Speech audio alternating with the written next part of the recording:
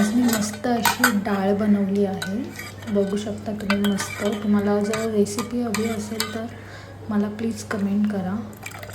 ही माझी स्पेशल डाळ आहे, माझ्या घरातल्यांना खूप आवडते. आणि सेकंड मी बनवली आहे मस्त अशी, बघा तुम्हीच, लाल लाल असं तेल सुटलेली ही छोलेची भाजी.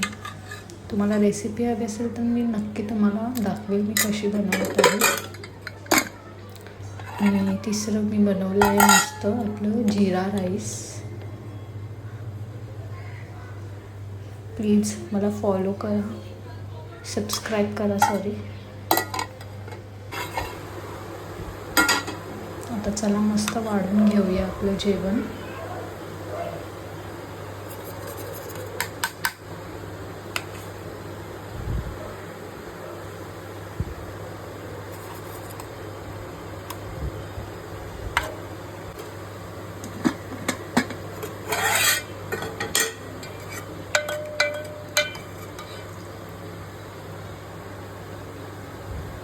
मला अशी भातावरती डाळ खूप लागते, म्हणून मी अशी पातळच बनवते. पातळ डाळ खूप छान लागते, मस्त हॉटेल टाईपसारखी.